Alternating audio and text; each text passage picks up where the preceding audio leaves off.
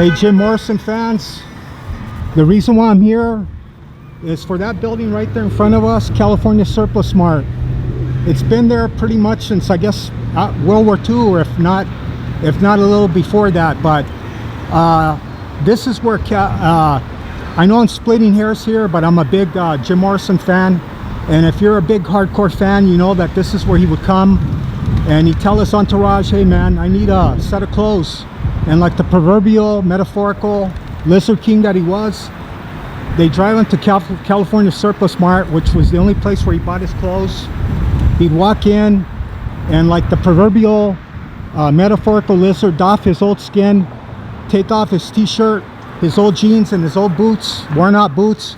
He'd drop them on the floor in their dressing room and then walk out with brand new clothes. And he'd wear his clothes until they'd wear out, and then he'd walk back, and then he'd get a ride from his friends, his entourage, back to this California Surplus Mart. And if you know about Jim Morrison, he never really gave a damn about having anything material. He didn't even have property, but according to a book that I read a couple of years back, he actually did, if I'm not mistaken, buy Pamela Bungalow on Topanga Canyon Boulevard at behind the Roadhouse. Anyway, I don't know, I've been looking for that address, but I'm not too sure if I read it incorrectly years ago. But anyway, to split hairs, in the words of Southern California Mexican Spanish, they call me fijado, a hair splitter. But when it comes to Jim Morrison, I like to just like find out everything about the guy. Very interesting, and thankfully that building is still there. And since I came back to California, Southern California in 1980, that place is still there.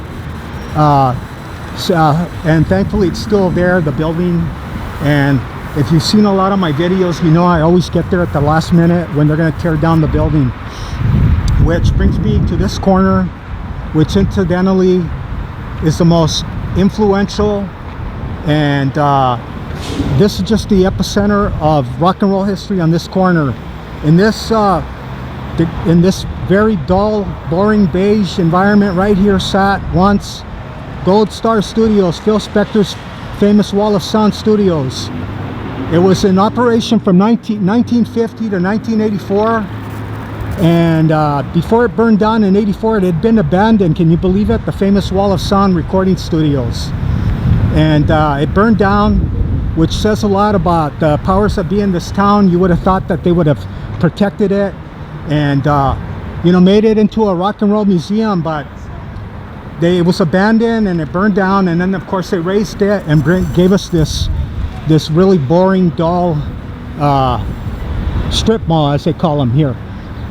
Anyway, Phil Spector, he used to hang out here as a young kid in the late 50s. He made such a gadfly of himself that David Gold and Stan Ross ended up taking him on and teaching him on the job, quote unquote. Can you believe that?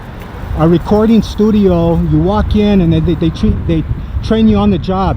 Like that would ever happen in our time, right? Yeah, you'd have to get a PhD, and then still you wouldn't get the job, obviously, unless you knew somebody. But anybody who was anybody recorded on this spot.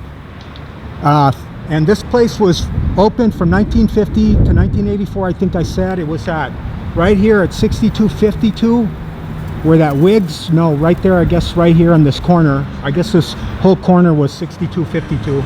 And Good Vibrations was recorded here, and Jimi Hendrix recorded here, Sonny and Cher, the Ronettes, the Righteous Brothers, John Lennon, the Monkees, Richie Valens, Herb Albert, anybody that was anybody in the rock and roll field at that time recorded here at Phil Spector's famous Wall of Sound, including the famous Wrecking Crew. And if you know anything about the Wrecking Crew, Glenn Campbell was one of the head guitarists, and that those people that they would fill in for all the artists at the time, all the musicians that couldn't quite come up to snuff. Well, too bad it's gone. And also, let me add that David Gold and Stan Ross named it after their names. They contracted the name from Gold, and then they combined Stan Ross, S-T-A to R, and then that's why they called it Gold Star Studios. Okay, it was one of the most influential and successful commercial recording studios in the world up until that time. And the most famous songs were recorded here, the Ronettes, and I could go on and I never finish. Okay, but like I said, if you're a big Doors fan, that's where he bought all his clothes. And like the proverbial lizard, he'd walk in there and doff his old skin and put on his, and walk out with his new skin. And like I said, Jim was into that self-denial, live for today, self-effacing, no give a shit for material crap. So that's why he just walk in and drop his clothes and walk out.